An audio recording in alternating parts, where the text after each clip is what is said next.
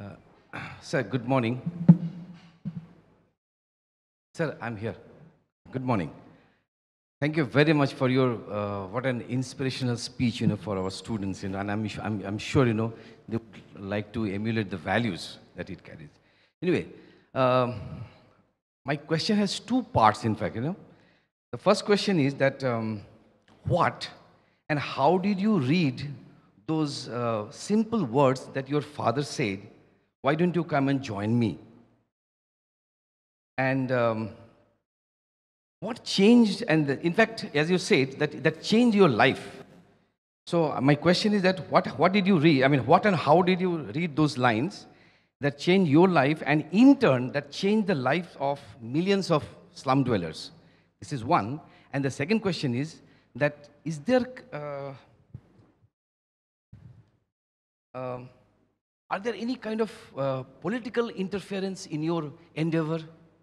Or if so, how do you keep it off? Or how do you take it?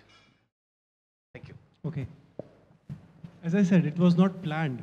It is something that hit me. When my father asked, why don't you join me?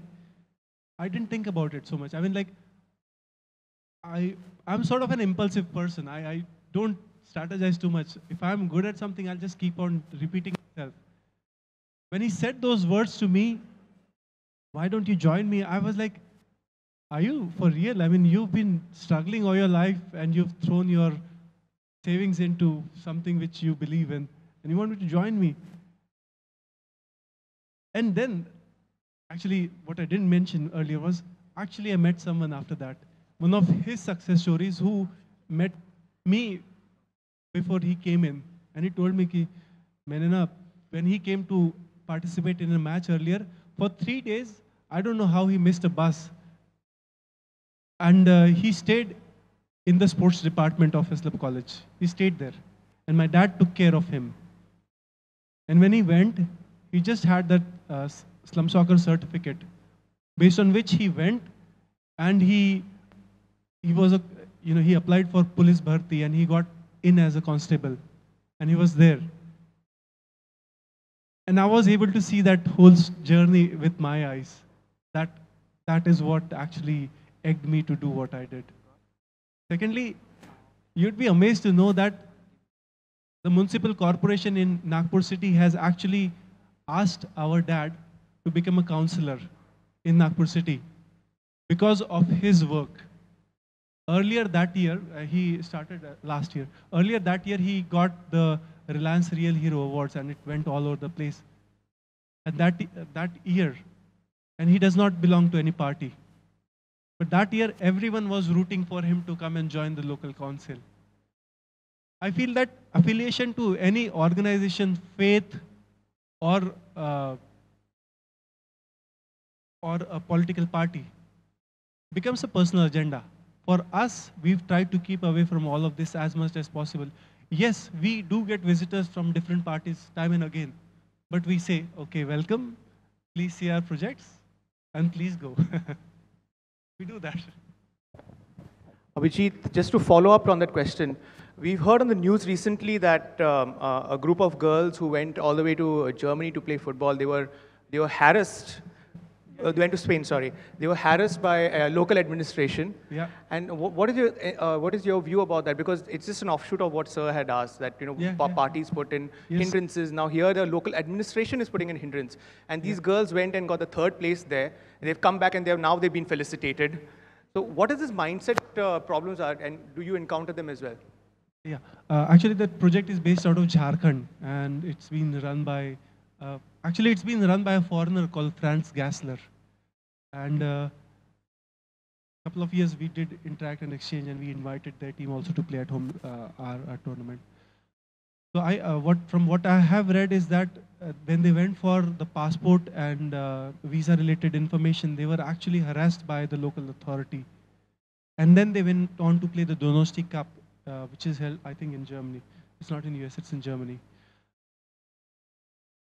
We face this sort of situations because most of these children, they do not have their birth certificates, A.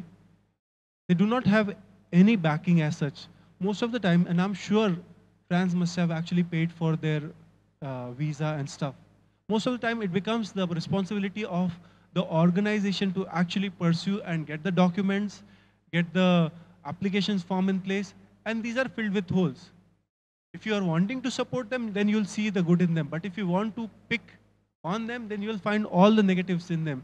हाँ इसके पास में birth certificate नहीं है, ये नहीं है, वो नहीं है. And suddenly when girls are playing, it becomes even a bigger issue. Places like Jharkhand where development has still to reach that level, I can only presume what must have happened there. They must have felt कि ये लड़कियाँ कहाँ जा रही खेलने के लिए when we can't go and all that stuff. They must have created something like that. Okay, thank you. Sachin, you have a question?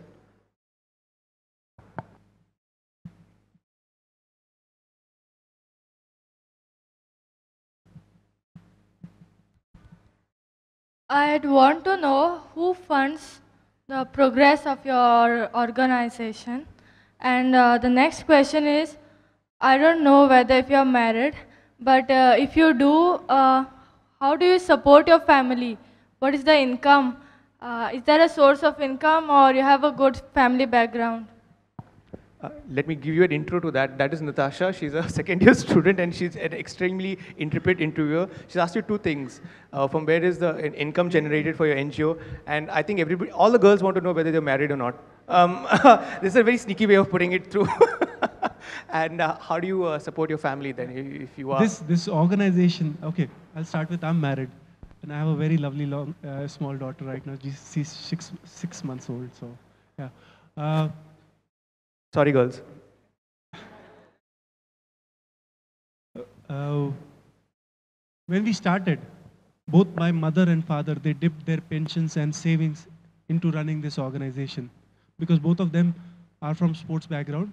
They actually started with their own money. And when I stepped in, I started seeing this as a limitation. So I started applying for various fundings. And since past, I think 4 or 5 years, we are being supported by Football for Hope, which is a FIFA-run initiative. We are also being supported by Homeless World Cup and UK Sports. There are several other organizations that are actually helping us technically train our staff, because we also believe that football in our country should be developed. So now we are aligning ourselves with football organizations and taking the level up. As far as I'm concerned, my salary does come out of Slum Soccer. But I don't take a CEO salary. This here is what I earn. I earn respect. And that for me is more than any salary I could have ever got. So, thank you. So I think there's an offshoot of that question.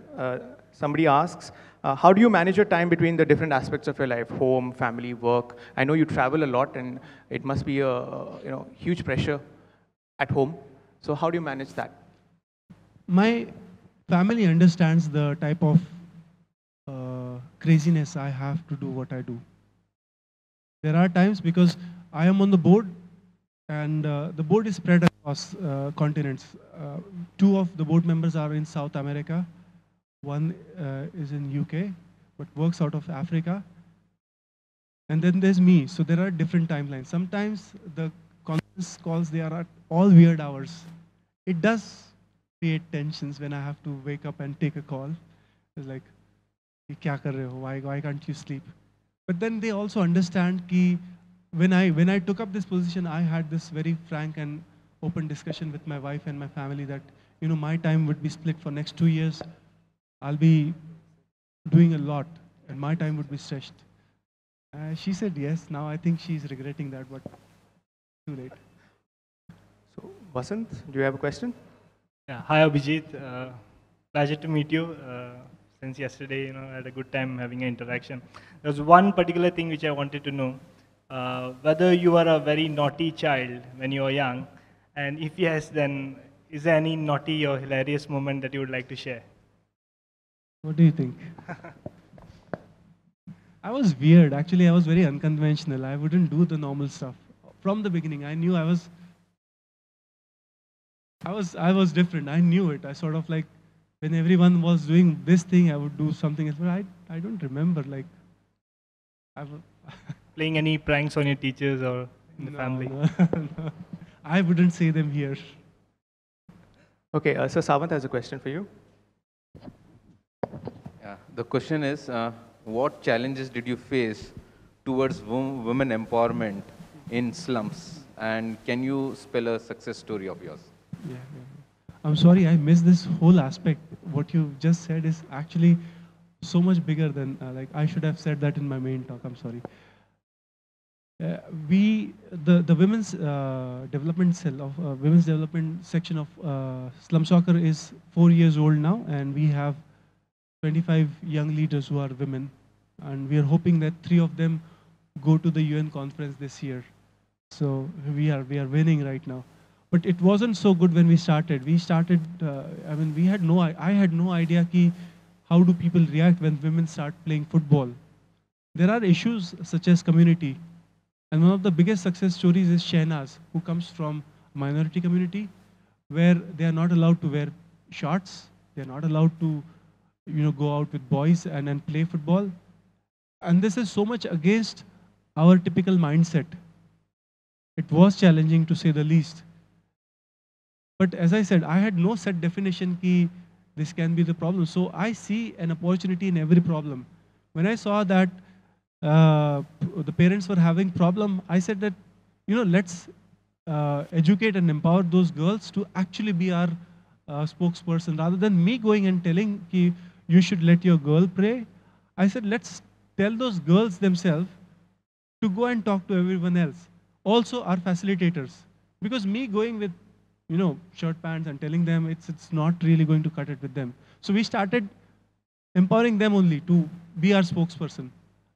That way I'm sort of, I give away the job to, okay, you feel that need, let me empower you with that knowledge and then you go and do it. So this is exactly what we did. Coming back from that whole 20 to 5 and then going back from 5 to 100 or more than that right now, I don't know the number, but it's more than 100. That's the number we are at right now. And the women's team in 2009 in Milan, we got the Best Women's Player Award for Disha, who's one of the biggest success stories we have. Thank you. Sachin? Yes, Abhijit.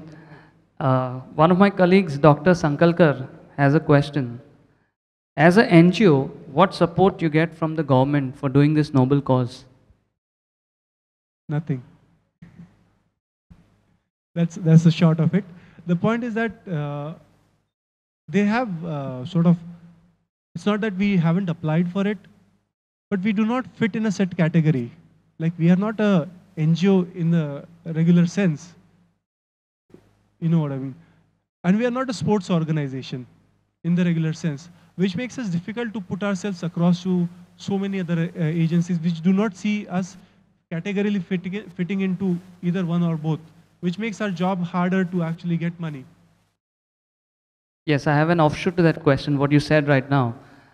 Therefore, since you have this difficulty of getting in the funds, okay, do you intend to somehow fit into that category so that you could, avail some funds? Yeah, hopefully.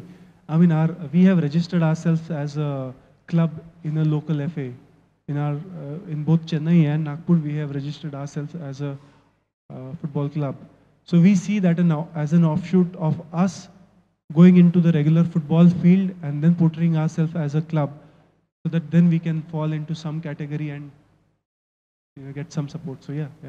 Thank you. Abhijit, I think students are still wondering about the same thing. It's a follow-up question there. Karen from SYBSC asks, do you get any funding and support from the All India Football Federation?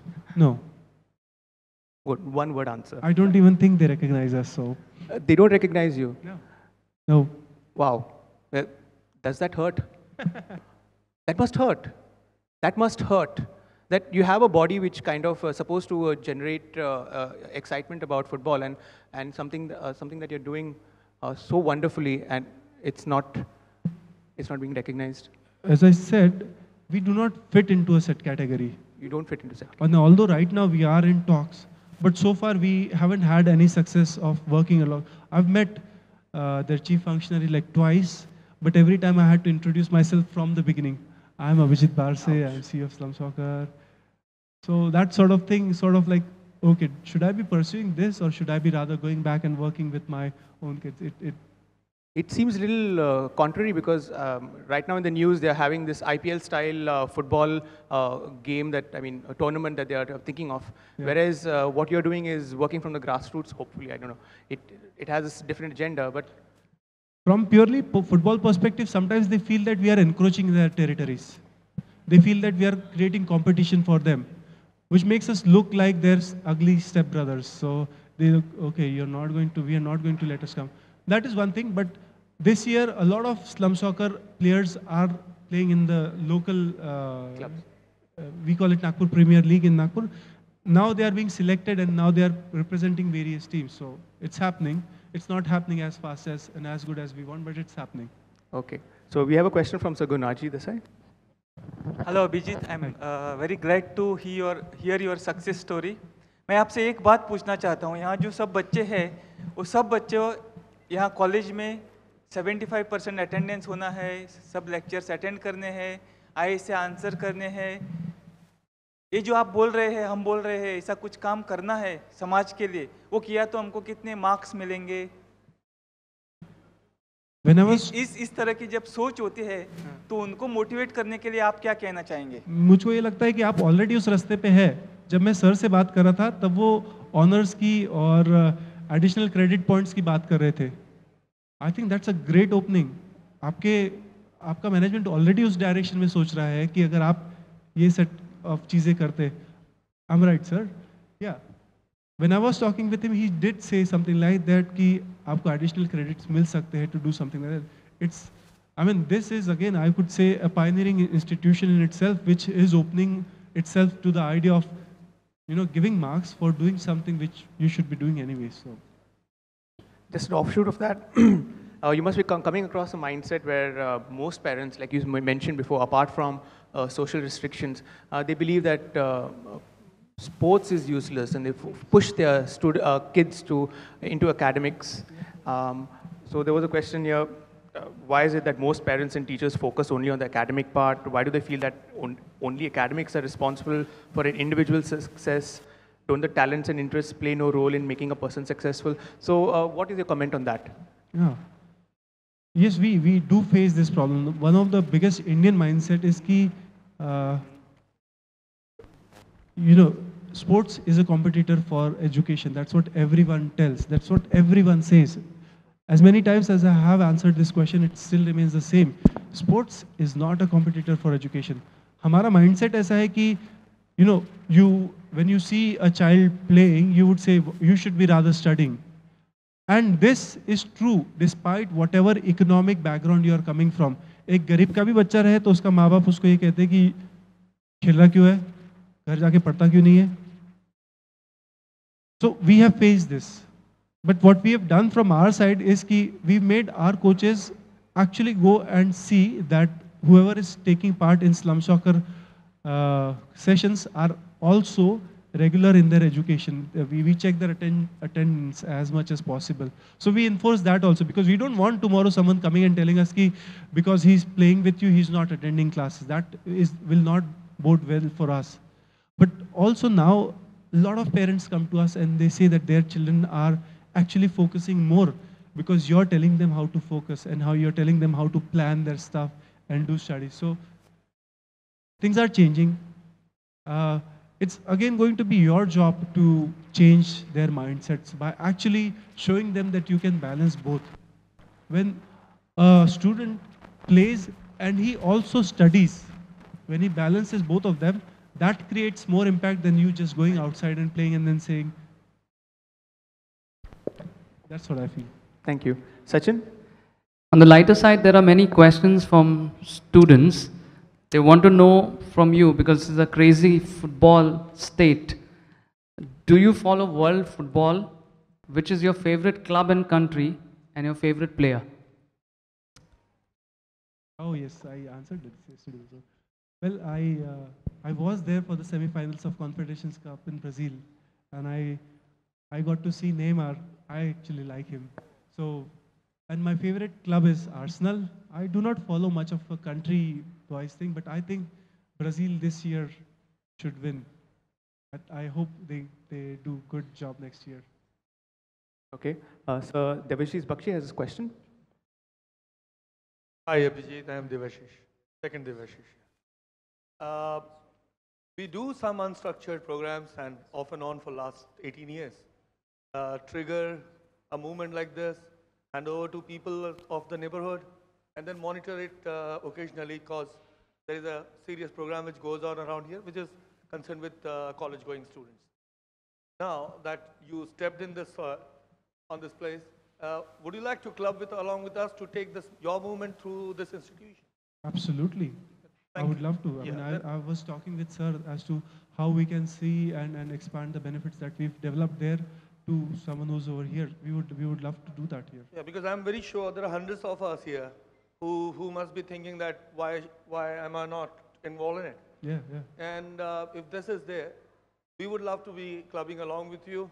Not only the area wherein we are in the southern part of Goa, but the entire Goa, my students would love and along with me. Absolutely. Along You're more than welcome to actually visit us. We can always keep exchanging ideas. Sachin has a question? Yeah. There's a question from one of my colleagues, that is Subhojit Datta. And he wants to know from you that why slum soccer and not slum cricket? Oh yes, this is one of my favorite questions. One person can play football, two can play, 22 usually play, but I have seen sometimes 60 or 70 boys playing with just one ball. Is that possible with cricket? I have got nothing against cricket, actually I do. But yeah, they've taken us all the money and they've taken us all the publicity for themselves. I find it very hard to raise money for my team every year. Because we are not slum cricket. If I was doing slum cricket, I would be so much rich. I would be coming by my own car here. The point is that it's easy to play. There are not too many technical rules. We set our own rules. When we play football, we encourage our participants to make their own rules. There is no set format. Like you can play in a small ground, you can play in a big ground. You don't need costly equipments. You just need an open space. Sometimes they play in close quarters also. You don't need goalposts. And we started without a ball. So we don't even need balls at times. So it's the cheapest, it's easiest, and it's a world game. It's not limited to India. When I say football, I get a world audience to talk about. So yeah, that's... Check. I have a student, Elcom, who wants to ask you a question on your philosophy, something that you mentioned earlier in your talk. Elcom? You. So, when there was something problem with the mic, you said this sentence. When you begin something, something goes wrong, and you go back to that issue, and you maybe face it. Okay, so, and this caught my attention, and I wanted to ask you, I'm sure that there were a lot of issues in your life which you had to go back to that issue, and my question is how do you deal with such issues and find apt solution for it? As I said, I trained for something and I started doing something totally different. So I could no longer apply the rules that I had learned all my life to my current situation. Everything was new to me. So were the mistakes, so were the solutions. So I did not have any set limitations कि ऐसे ही करोगे तो ये result आएगा. I had no mental block to apply to a problem. One example again was that when initially we started working and I had 3 coaches and we were doing 600 children, I realized that I would end up killing my staff in order to reach more students. So this was a problem. And the solution was very simple and actually very cost effective. I started using the brighter ones to be trained and go back as youth leaders. And this bode well for me because they started empowering them and they were starting to influence a whole lot more than just that immediate group. So it gave me a new model of development, and B, cheaper option than hiring more Thank you, sir. Coaches. Okay. Sachin? Hi, I'm Zenobia. I met you yesterday. I kind of had this question that players, they do need stamina to play. So do you provide nourishment for them? For the intensive programs, yes, we do. and at some of the programs get sponsored. Like one of the programs was sponsored. So we did get those biscuit packets and stuff. We try to supplement whatever we can with what we have, but it's not always the case. But when we have teams going for Homeless World Cup and stuff like this, that time we provide them with everything. They come and stay at our center. We provide them with nutritious food, and we try and balance their timing and sleep patterns and everything. But for most of our candidates, we try to deal with it as much as we can. The least we do is usually give away biscuit packets. Thank you. Bhavna would like to ask you, have you set any targets, achievements in your mind for the future of slum soccer? Short-term, mid-term, long-term goals that CEOs are supposed to do, right? I think right now. Well, I would like this organization to be a standard which others can follow. I would like this organization to be a hub so that we can tie up with several other organizations and effectively deliver what we are doing to a much larger audience. We would, and of course, I would like more money. Who doesn't to do what I like? But yeah, I mean, these are sort of my thing. I would definitely, at a longer term, want to see a lot of my players go and play in regular football. That would definitely mean a lot to me. But no such set. I mean, of course, we want to. For this year, our aim was to work with 20 other organizations, reach out to 2,000 children within Nagpur. So we've done that. So we're almost to the end. I'd like to end this conversation, right? Something you had mentioned yesterday when my students asked you about a memorable experience in your life. I think that would really, I would like you to share that with the audience as well. Oh, the shoes wala story. The shoes wala story, sir. Well, this incident happened when I was taking the team for the first time to the Homeless World Cup. I had these 8 guys who had never even sat in a plane, seen a plane, and they were traveling, and they did not have bags and stuff, and they did not know how to do anything. So at one of the security gates, because they were not traveling properly, the guards asked them to somehow take off their shoes. And man, those shoes were stinking so bad that they had to shut down that area for like 15-20 minutes. For next, all of the journey, I used to go ahead and say, please, इनको जूते उतारने मत लगाओ, आप पागल हो जाओगे. आपको चाहिए तो आप वैसे बाकी search कर लो. So this happens a lot. Now I always, whoever is accompanying the team, I tell them, okay, you need to tell them about not to talk too loudly, not to do crazy stuff in public. So. Okay, I was going to end with that, but I think we have one last final question. The question comes from my colleague, Mrs. Sobita Kirtani. She asked that, you said that the game as a means to impact the lives of others and later participation in matches became a goal. What do you think it is today, means or a goal? It's both. It's both, actually. I mean, we are using football as a tool for social development and impacting lives.